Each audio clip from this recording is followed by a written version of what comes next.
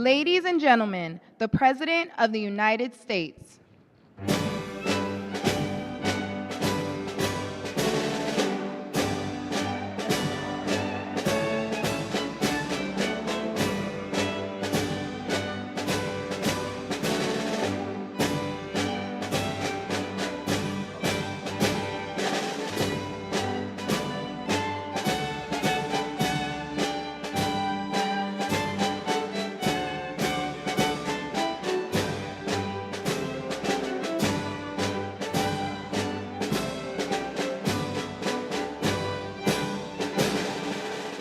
What a nice sound that is, isn't it? What a nice. Please sit down. Hi, Scott.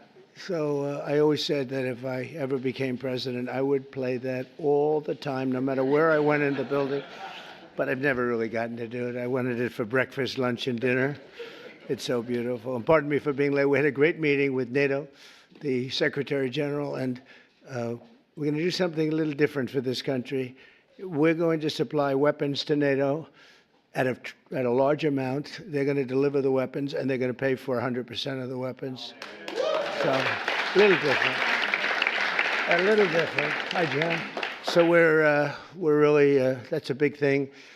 And we thought we had 4 deals, Howard, right, with Putin. Somehow they end, and we get off the phone. Oh, that was a very nice conversation. And then he sends missiles into buildings someplace. I said, what was that all about? So anyway, so we're going to be doing that with NATO, and it's fully approved, fully done. We'll send them a lot of weapons of all kinds, and they're going to deliver those weapons immediately to the site of the war, different sites of the war, and they're going to pay for 100% of them. This all was made possible by going from 2% to 5% a month ago when I went there. So, yeah.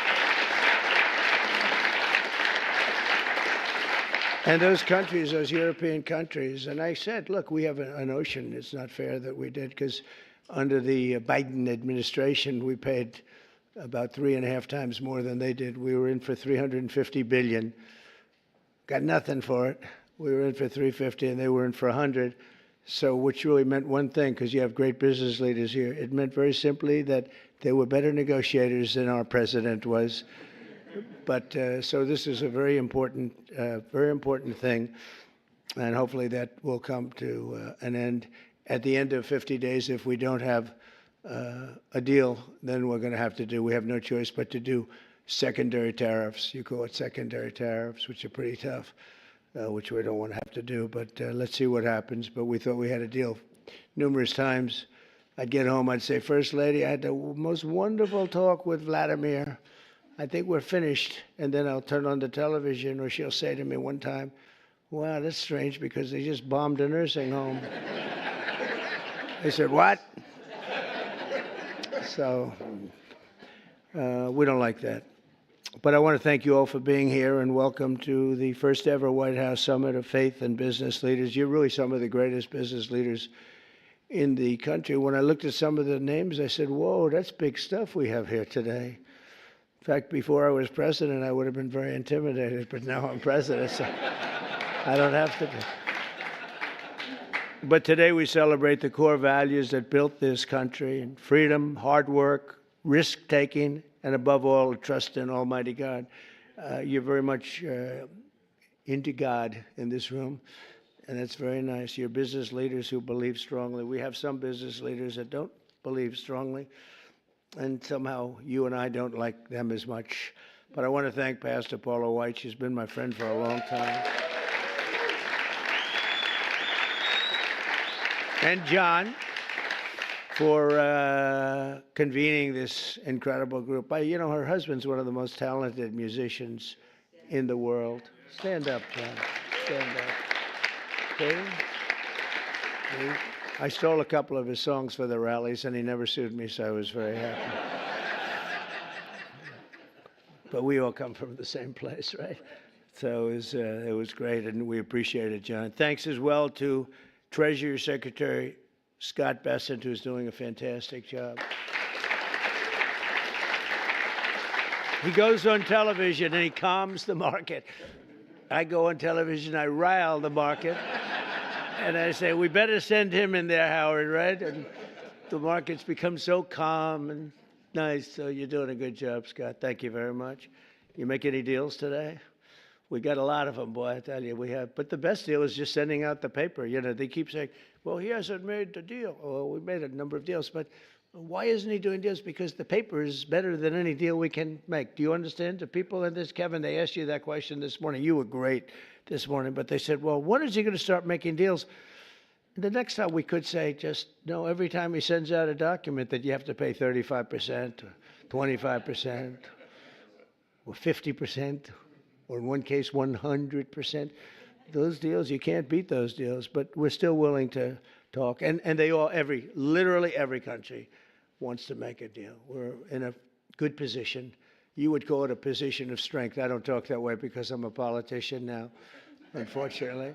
And I don't want to talk about strength. I just want to say we have to be treated fairly because we were ripped off on trade and the military for, we protected other nations. Nobody paid us. Nobody did anything for us. Nobody helped us. And that's much different. NATO's a much different situation now. When I got in, I believe we were paying for 100% of NATO. And now they're paying, they went from 2%, but they were paying 1% to 5% that they're paying. That's a big difference. It's about $1 trillion difference. And they're wealthy, for the most part, wealthy countries. And some of them they're among the most powerful, among the wealthiest countries in the world. So they're going to start paying, and they want to pay. And we had a great meeting about 1 month ago. That set the stage for what happened here, but it's very important. So I want to thank Scott for being here. I want to thank Commerce Secretary Howard Lutnick. You are doing a good job, Howard. Am I right when I say I really don't want deals? I just want the paper to get sent? Right? It's true. I don't know if this is on television. Yeah, it's always on television. SBA administrator and a great person, cabinet member, a friend of mine for a long time, Kelly Loeffler. Kelly, you're doing great. She's small business, right? She only does small business, but when you add it all up, it's the biggest bank in the world by a factor of about 10, right? She's doing a great job. And director of the White House Faith Office, Jenny Korn, who's also amazing. Thanks, Jenny. From the earliest days of our republic, the steady compass of faith has guided the strong hands of American workers, builders, and entrepreneurs like really no other. Our country was founded by pilgrims and believers, and every generation since, Americans of faith have built our communities and forged new industries and enriched our country by millions and millions of people and ways. John D. Rockefeller, J.C. Penney, Charles Goodyear, Truett Cathy, and frankly, we have people I could name right in this room sitting here that their names are every bit as big as that. They were inspired by their love of God, and now the proud tradition continues with all of you. And this group reminds us, as a nation that prays is a nation that prospers. And you see that. I think one of the reasons we went so bad is they really wanted to take God and religion out of your lives. And there was nobody to, look up to. There was just nobody. It was, we were freewheeling, and we can't freewheel. Now we have to bring religion back into the country, and we're starting to do that, I think, at a very high level, Paula, a very, very high level. You see churches are starting to fill up again.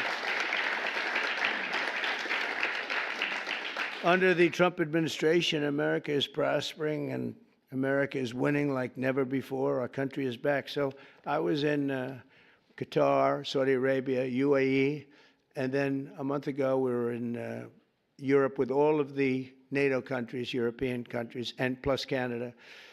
And almost everyone said almost the exact same words.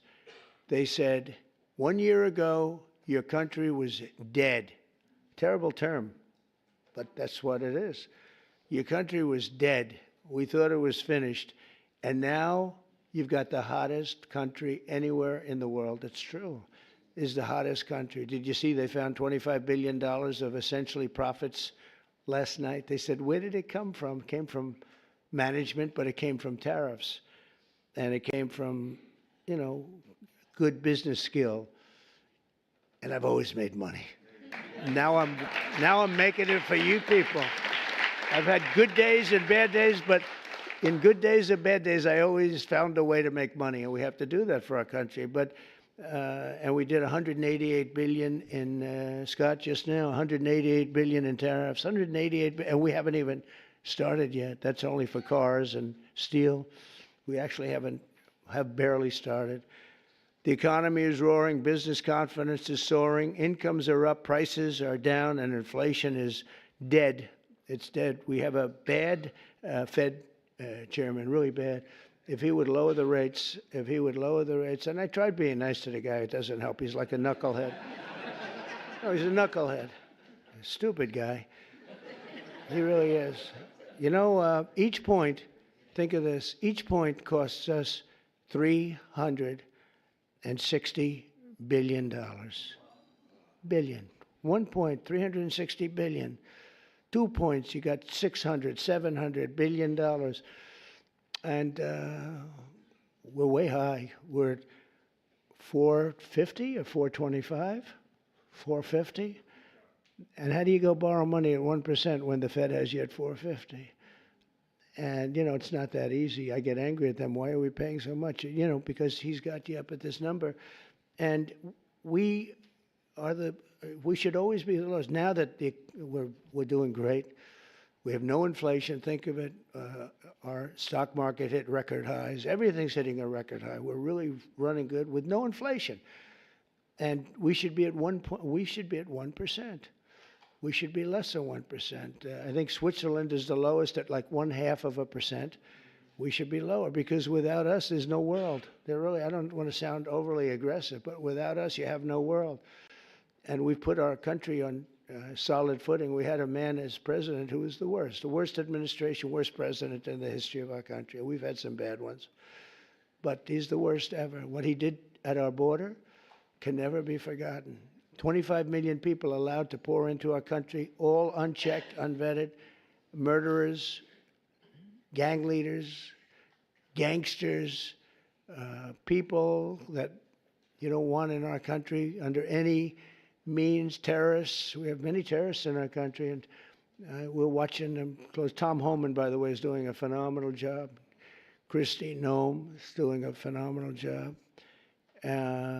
We had last week, it was reported, nobody, not one, even I don't know if I believe that number, but it's done, the numbers are done by liberals. So they said, did you know that? They said we had nobody, zero, cross our border. It's the first time that ever happened. Zero. Did you hear that? It's like crazy.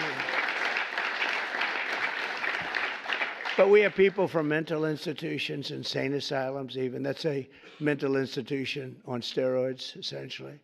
But we had people coming into our country. We can't have them. And we have to get them out. But we can never forgive this administration, this past. And I'm okay with administrations. I mean, I can go through a Democrat administration, say, hey, look, they worked hard, they tried hard. But the things that they did to this country, we can never, ever forget it. From the rigged elections to the border, to the transgender for everybody, from men playing in women's sport. Do you ever take a look at some of these records? There was a long-distance race, a marathon, where they had a great female runner, a number of them, but they had one in particular, and they had just an average male runner who had transitioned. He won the race at the end of the day by 5 hours and 14 minutes. They waited for 5 hours. The weightlifting records are better, though. The weightlifting records are better. You know, the way they took a record that hasn't been broken for 18 years. 18 years. And, you know, they'd add a quarter of an ounce on each side of the barbell. And they'd just, a little tiny piece of stuff.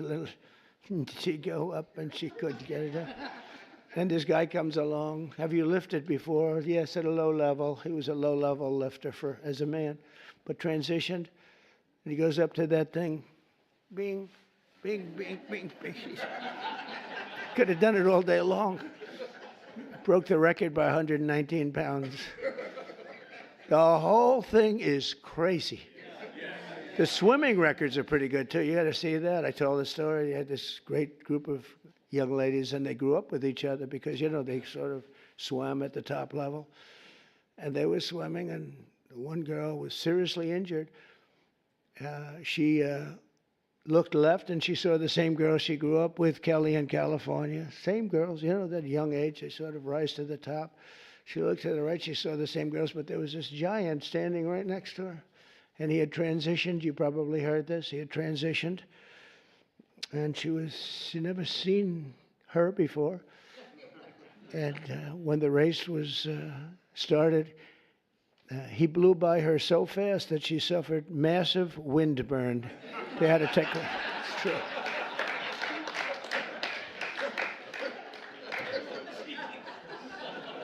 And he got out of the race, and he went and had a little lunch, and then he came back and watched the rest of the young ladies finish up.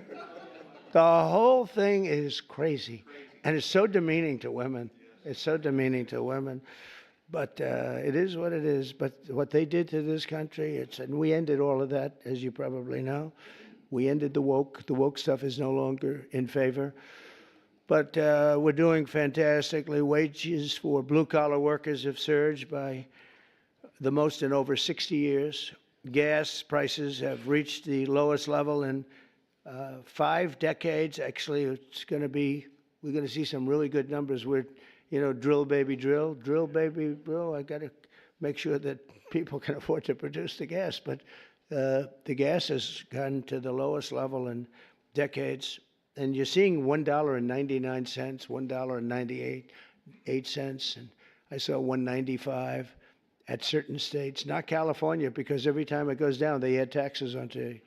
You're at $6, $7. They just add taxes. All they do is they keep adding taxes. Terrible governor, doesn't know what he's doing. He may be a candidate, but if you go by success, you can't have him be a candidate. And on Friday, it was announced that the United States Treasury ran a budget surplus. Is that true, Scott? In June, for the first time in many, many decades. Wow. I didn't know that.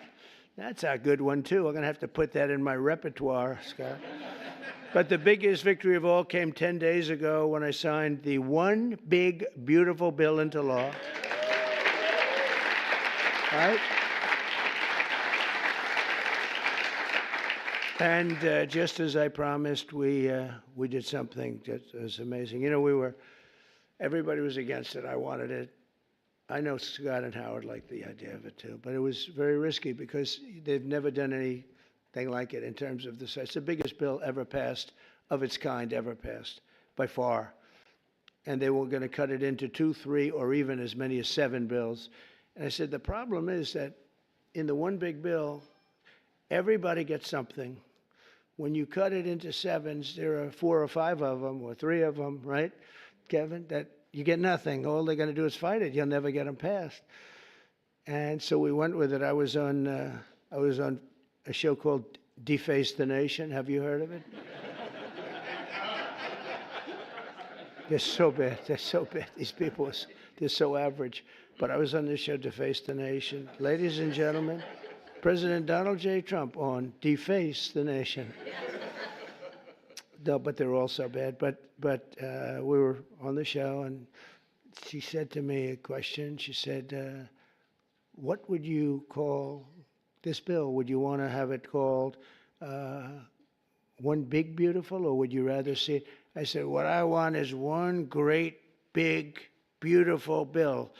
And Speaker Mike Johnson, John Thune, they were watching, and they said, what a great name for the bill. We actually ended up calling it that. We took the great out. I actually liked it even better. One great, big, beautiful. But they said, let's a little bit of a low key. But we got to pass. But we got to pass because there's something for everybody. And there are things that people don't like, but you need them for the country. You know, you have to do some things that are great for the country, but they wouldn't necessarily get the votes. And we got the votes. Think of it, not one Democrat vote.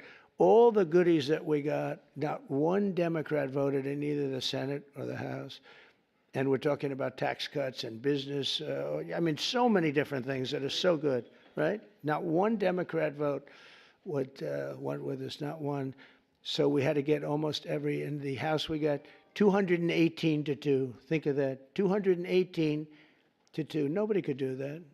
It's never been done. And that says, you know, and we have Rand Paul Jr., who's a guy from, we call him Rand Paul Jr. because he always votes no. A guy named Massey, always votes no.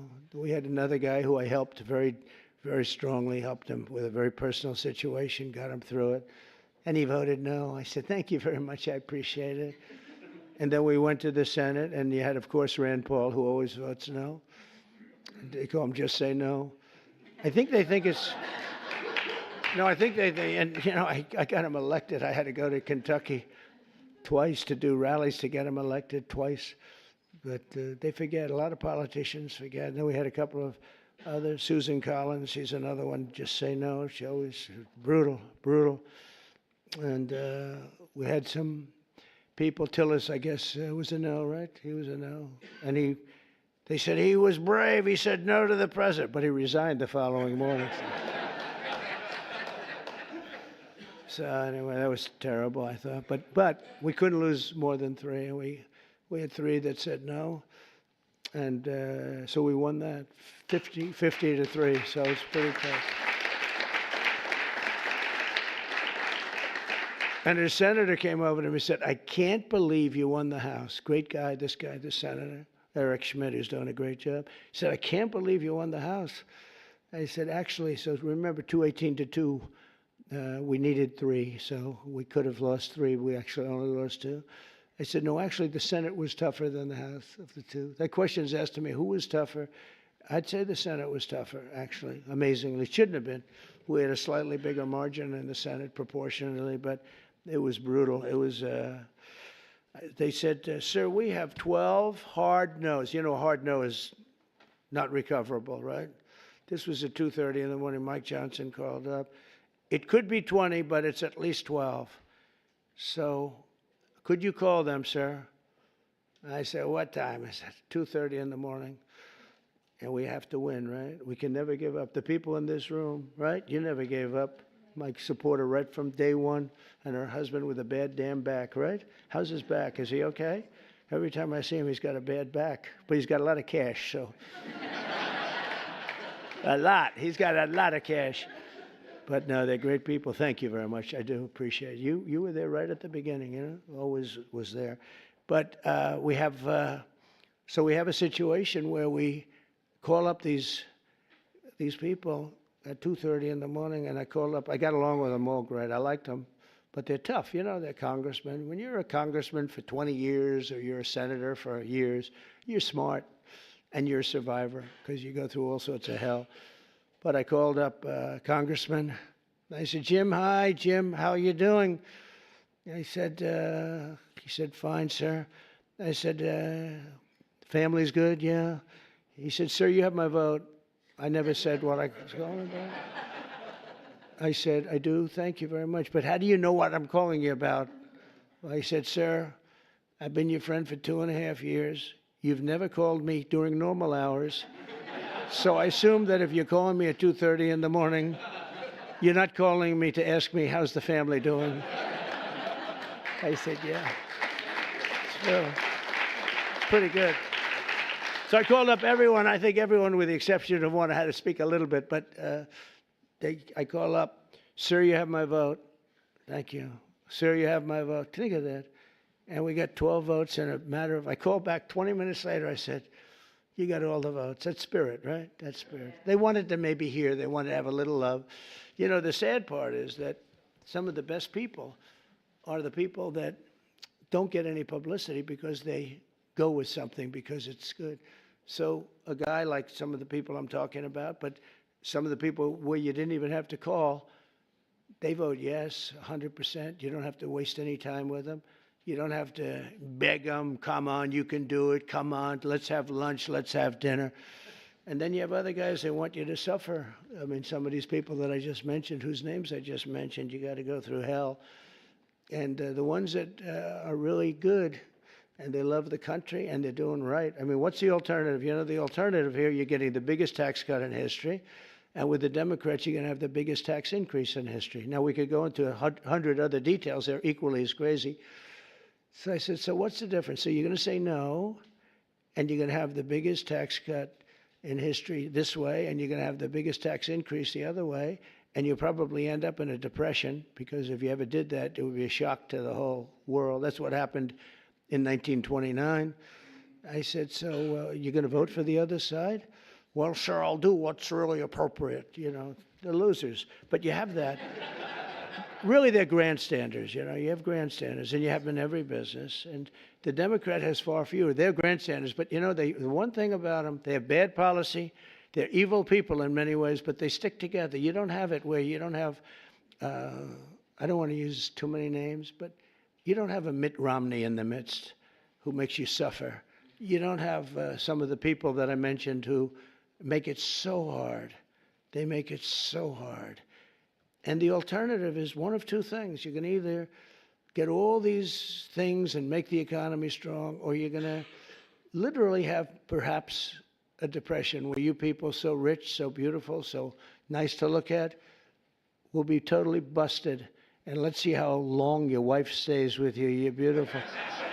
She'll stay with you for about 3 weeks, and she'll say, darling, I can't take it anymore. I can't take it anymore, darling. I'm leaving you. I said to one guy, he's a very, very unattractive man, but he's smart, and he's rich. And I said, you better hope we get this thing passed, because your wife will be gone within about 2 minutes. He said, you're right. But so we had a tremendous success, and it gives you the biggest tax cut in American history, the largest spending cut in American history, and the largest border security investment of all time. And again, we're doing great on the border. I almost say, why do we need it? We have such good numbers, but you need it. Ultimately, you're going to need it.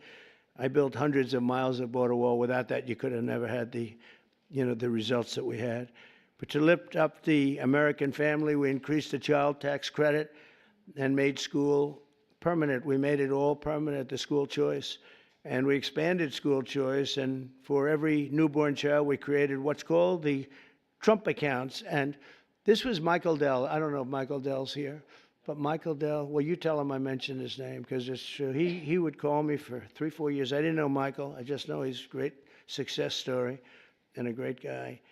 That's all he talked about, was the account where you put $1,000, and as a baby is born, $1,000 into an account, and you let it be invested by, I guess you pick out some good money determinant or fund or index. And I guess at a certain age, like when they're 30, goes earlier than that, but when they're 30, they're supposed to have like $75,000. So it would have a huge impact on their lives. And it could even be more than that. So that passed. And, you know, it's funny, that was one of the easiest things we had to get passed. Can you believe it? I thought, so many people loved it. They actually call it the Trump accounts. And I didn't fight for that name, right? I didn't fight for that. I said, that's a very great honor. But Michael Dell was amazing. That's what he said he's going to invest billions of dollars doing it for children. He's going to put a lot of his money into it. But even more importantly than the economic success, we're restoring the spirit of our country. America is once again an optimistic nation. We were so down. It was depressing. We were so down. That's why I ran again. I got cheated. They rigged the election. But I said, you know, if I didn't think I won, I would have never run. Because that's like a poll, right? You lose, you lose. It's worse than a poll. But I saw the lack of spirit in this country. For 4 years, it was a dark, horrible place. And for people of religion who were arresting your pastors, they were arresting if you went to church and you had a service outside. And the reason outside, because you had the COVID. And you could go outside. They'd arrest everybody for even having the service. I'll tell you, religion took a big hit because of the way they treated all of us. And we now have a confident nation, an optimistic nation, and we have one nation under God, and we'll always keep that term.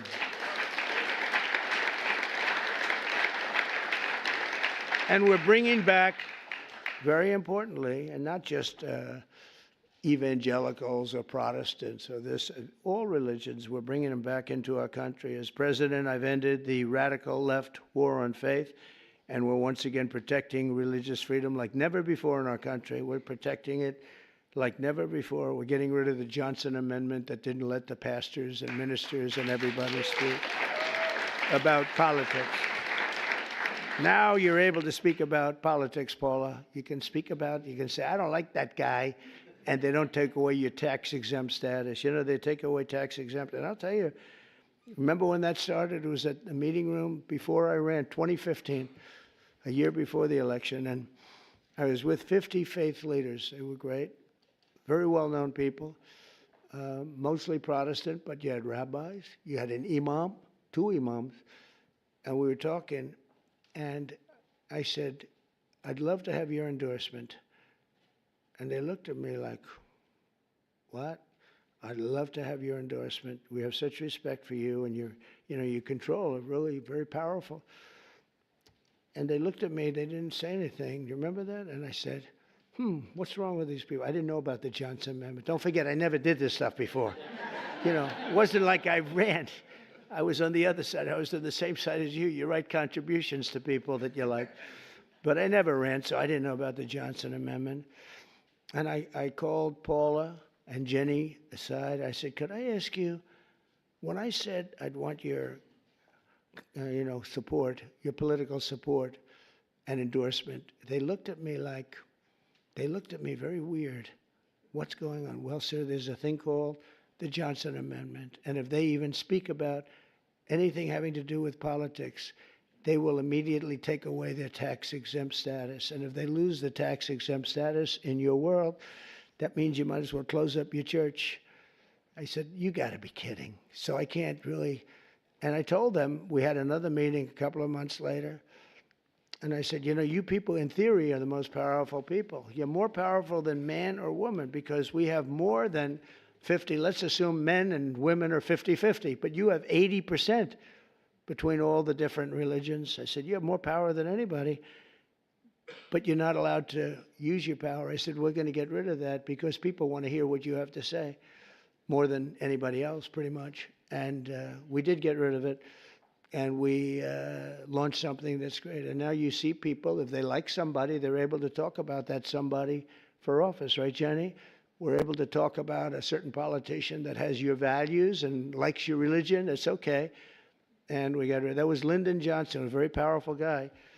And he had a problem with a pastor, I think in Houston. And the pastor was not a fan of his, and he put the clamps on the guy. He really did. Amazing, actually. And we opened it up. I looked at him, and we're up 68 stories in the air at Trump Tower, and at this beautiful conference room. I look down, I see people walking up and down the street.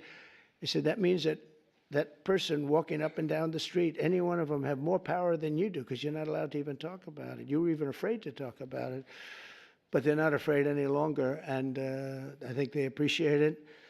As president, I've ended the radical left war on faith, and we're once again protecting religious freedom instead of destroying it. And God is once again welcomed back into our public square. It's very important.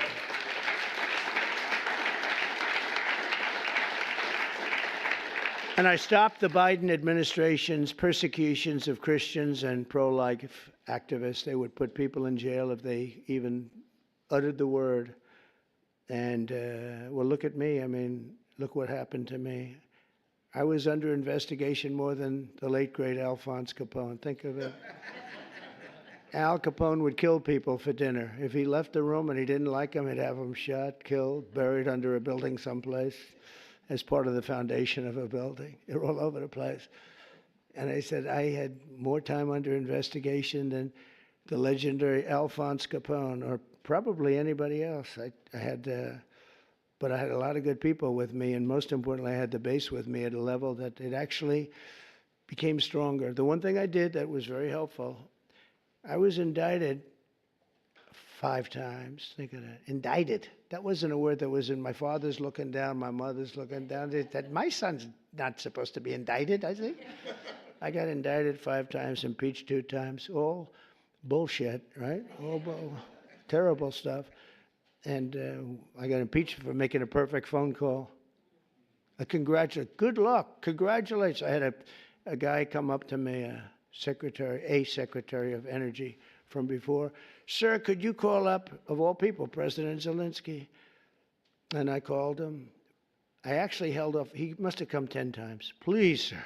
It's because they wanted to do business or something, oil and gas. Who the hell knows what they wanted? You can imagine what they wanted. But they wanted, would you call up President Zelensky? And I did.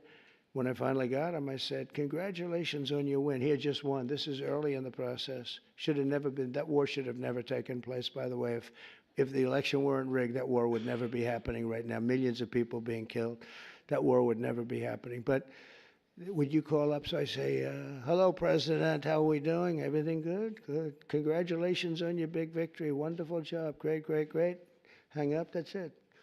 I get indicted for making a phone call. I told that secretary, who wasn't the smartest bulb, he wasn't Rick Perry.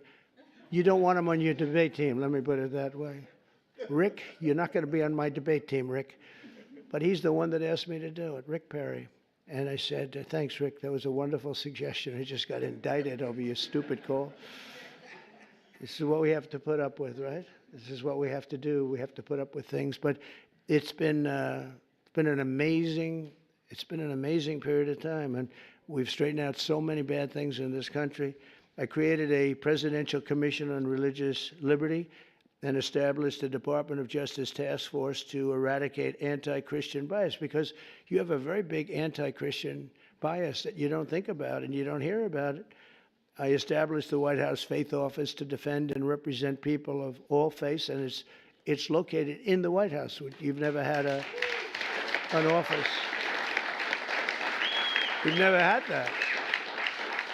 And Jenny and Paul are there all the time, but we have it in the White House, so people can call up and complain, or they can call up and say, you're doing a great job, whatever. But we have it actually in the White House. Nobody's ever done that. We've restored the fundamental principle that God created two genders, male and female. That was a tough one.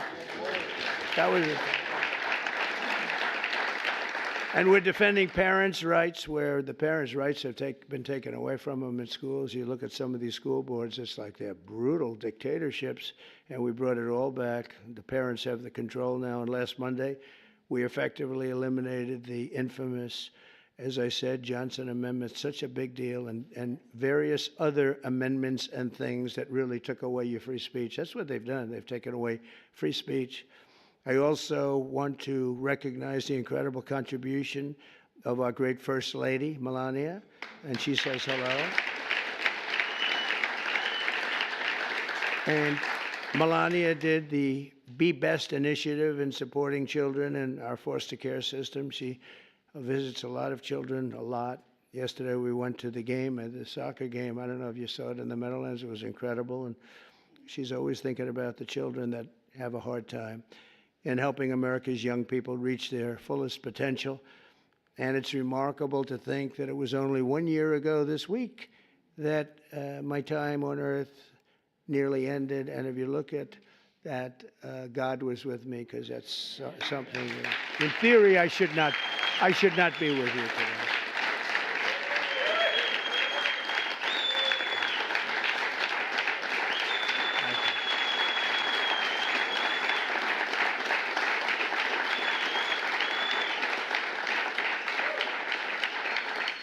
Well, I believe that, and I believe it, that my life was saved by God to really make America great again. I really believe that. I think I have a son. He's a great shooter, like a championship shooter.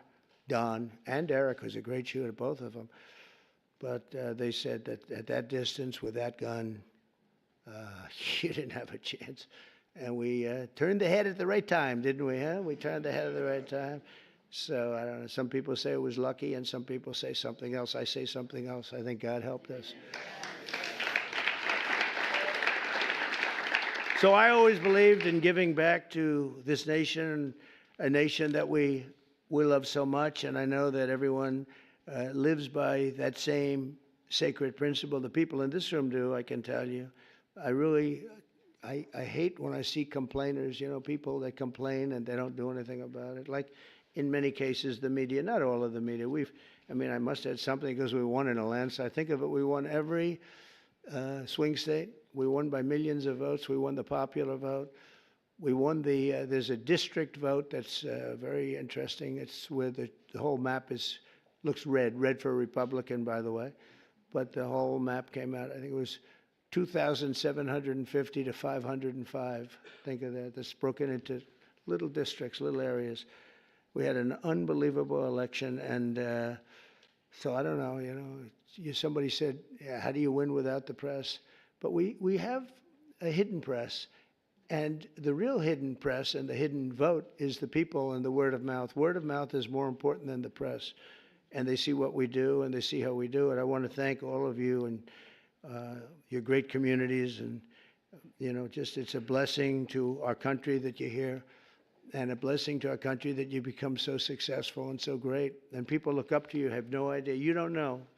We take things for granted. You don't know. The people in this room are amazing. I even, looking at that list, I really said, that's something great. And you're all believers. I think, Paula, you wouldn't have invited people that were, not a lot of, is there an atheist in the room? Any atheists? I don't think so. I wouldn't want to raise my hand if I were. I'd be in big trouble. No, you invited all people that are outstanding in faith and success, and it's a very noble group. But it's because of the patriotism and goodwill of citizens like you that America remains strong and faithful and free. And together we're going to continue the fight for Judeo-Christian values of our founding fathers. We'll grow our economy, we'll defend our sovereignty, we'll protect our children. When you look at the job we did, I was just thinking, because President Putin said it to me, and other leaders said it to me, when they looked at those B-2s go in, and think of it, they flew for 37 hours straight. We had 52 tankers, the gasoline tankers, and they rode along with them at different aspects, and they refueled, and not a screw was broken, not a mark was on those planes. Every engine was perfect. When they landed, they were just as good as when they took off. Think of that, 37 hours and about 40 minutes through a very rough territory. And those machines worked incredibly well, and literally not a problem. And when I honored the flyers, we did it last week, I also honored the mechanics, the people that took care of those machines. And I said it's equally important. And you compare that, same country, you compare that with what happened with Jimmy Carter. It was a sad situation. The helicopters were coming down and they were crashing, and the men were all over the place trying to get the hell out of there. And it turned out to be a hostage situation, and horrible thing. And probably it was one of the things that cost him the election, certainly. But when you think of that and you see this was, in terms of perfection, they think it was a perfect military. We sent the planes to Guam. Everybody thought we were flying to Guam. And they said, oh, they're going to Guam. Well, Guam's out of the way. And at the same time, we had some others go in a different direction. I watched horrible CNN. You have to watch sometimes your opposition, and they are opposition. And I saw that they had basically the plans of when we're going in, when we would be entering Iranian oil airspace. And I said, that's weird. And I called the general, Raisin Kane, he's fantastic. I said, General, and Pete Hegseth, I said, I'm watching newscasts where they're saying what time you're taking off tomorrow and what time we're going to be entering the very dangerous airspace, the worst air space anywhere there is, anywhere that in the world. I said, what do you think? Sir, we'll be fine. We blow them away, we'll be fine. Because they went those B-2s with 7, and they were surrounded by a lot of great planes. F-22s, the most beautiful plane ever built. The fighter jet, F-35s, had a lot of different planes going with them. I said, but wouldn't a surprise be better? Yeah, it would be better. I said, well, then let me cancel it, and let's make it at a different time. So the day before, I canceled it. I said, I'm canceling it. We'll do it sometime within the next 2, maybe 3 weeks, but I'm canceling it. And then I had a meeting, and I said, I have an idea, because I got slightly big coverage, to put it mildly. So everyone knew it was being canceled. I said, let's leave at the exact same time we were supposed to leave, the following day. And we took off, and that's when the planes went out to Guam and this and that, and we took off. And that was the only time And they said it. That was the only time they knew we wouldn't be coming in, was the exact same time that I came. I said, let's do something. And they flew in, and they were stealth, incredible planes. They were stealth. And they hit every bomb, hit their mark. Every single bomb hit the mark. It was unbelievable how they did it. And then they said, skedaddle. Skedaddle means get the hell out of there. They had to get out of that airspace. But it was an amazing thing, and I think it was so great for our country in so many different ways. You know, you see so many incompetent people, like the way we left Afghanistan with Milley and all these incompetent, stupid people. And Biden, I mean, it was him. Leave everything behind. We'll leave jets behind. I said to Milley, I said, so you mean to tell me, because I was going to leave. We would have left earlier than them, but we were going to leave with dignity and strength. I said to Milley, you mean you want to leave a jet fighter behind? Sure, it's cheaper if we do that.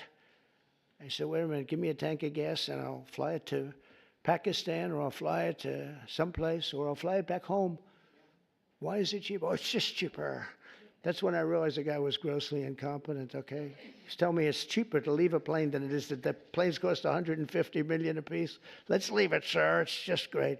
And they did. They left all, you know, I was taking everything, but they left it behind. But when you look at what happened and compare that to what we have now, we have a real great machine. I rebuilt the military in my first term, and we left some of it to Afghanistan and the Taliban, and they have their parades. I hate those parades. Every year they have a parade wheeling down our equipment on some very unattractive street. That's, you know, their Fifth Avenue. They show our equipment going down. Just it's getting older and older, but I hate to see it. But we're going to be working together to protect our children, and with the grace of God and the blessing of Providence, we will lead our country to heights that it's never seen before. I think we're going to be more successful in many ways, but I think we're going to be more successful than we've ever been. And I do think this, if we didn't catch it, if we would have lost this election, our country was finished. I think it was, we were run by incompetent people. We were run by an auto pen that nobody knows who used it. I think it's one of the biggest scandals in the history of our country. We were run by an auto pen. Nobody has any idea who used it, including Biden. He doesn't know. He saw that interview yesterday. He knew nothing. So it's a very terrible, we're against an evil group of people, and they're very smart, very smart. He's not, but they are. They took over the Oval Office. They actually took over the Oval Office. We can never let a thing like that happen again. So, Paul, I want to thank you very much, and I want to thank Jenny, and most importantly, I want to thank the people in this room. You really are incredible people, an inspiration to our country. And I know you don't know that. You don't think it because you're too busy working. But you are. You're a great inspiration to young people that want to be just like you when they grow up. And thank you very much for being here. And it's a great honor. And, Paul, I think you're going to say a prayer. I'll stay with you while you say your prayer, okay? Thank you very much, everybody. Thank you. Thank you very much.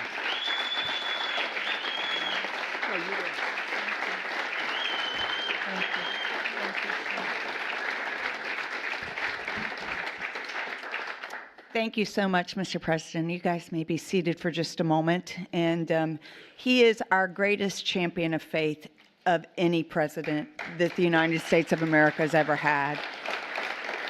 We are deeply grateful for that. We are very honored that you are all here with us at the White House, and where faith is not sidelined, but has a seat at the table. And as we gather today as leaders of industry, of vision, of faith, I believe that today is going to be very enlightened, and I'm so overwhelmed. We're getting ready to worship and pray, and to just think that prayer, worship, and doing good works is welcome back into the White House.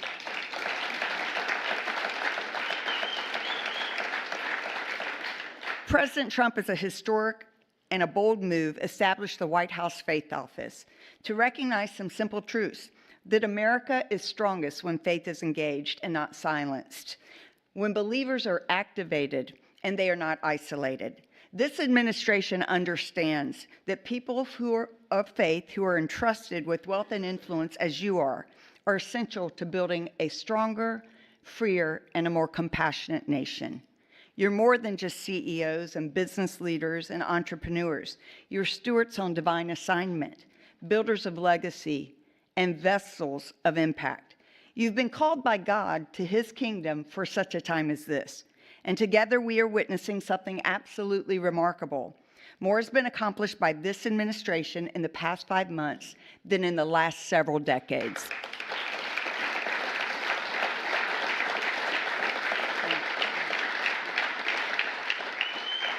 And that is due to the leadership of President Trump, his administration, and the great team he has assembled. America's spiritual and moral foundations have been restored, and it's only the beginning. Today's not just a luncheon. It is a moment of divine alignment, a commissioning. And we believe that God is raising up business leaders who don't separate faith from enterprise, but who see their platforms and their pulpits as their businesses and instruments for eternal impact. Let us pray. Heavenly Father, we come before you with great reverence and expectation. Your word declares in Isaiah chapter 43, verse 19, "Behold, I am doing a new thing. Now it springs forth. Do you not perceive it?" Lord, we do perceive it. We see the stirring of your hands, reviving hearts, reforming systems, raising up leaders at this very hour. We thank you for our great president, President Trump, for his life, his courage, his clarity, and unwavering defense of faith and freedom. May your wisdom guide him and your protection always surround him, according to your word that does not return void. In Psalm 89:21, that you say, "My hand will sustain him, and surely my arm will strengthen him." We bless every person in this room, those you've entrusted this wealth, strategy, and vision to, according to 1 Timothy 6. That you tell us, do not put our hope in riches, but be rich in good works, generous and ready to share. So they are your Josephs in Egypt, the wise stewards in famine. They are your Daniels in Babylon, the uncompromising voice, and your Lydia in Philippi, the ones who expanded the kingdom. Let this be more than a meeting. Let it be a movement where we come together and converge to bless communities, care for others, and reach nations, empowered by your purpose and your grace. Unite us with the common cause to use our time and talent. For thy kingdom come, thy will be done in the earth as it is in heaven. In the mighty, matchless name of Jesus, we pray these things and come in agreement. Bless this food and bless everyone. And everybody said, amen. And by the way, it is Secretary Howard Lutnick's birthday, so I'll wish him a very happy birthday. We are so grateful for your time, President, and my husband John's going to worship. At any time that you have to go, we know that you have spent more than enough time, and you are running the country exceptionally for us, and we are all so grateful. So he will stay as long as possible, but will you let President know how much we love and appreciate him?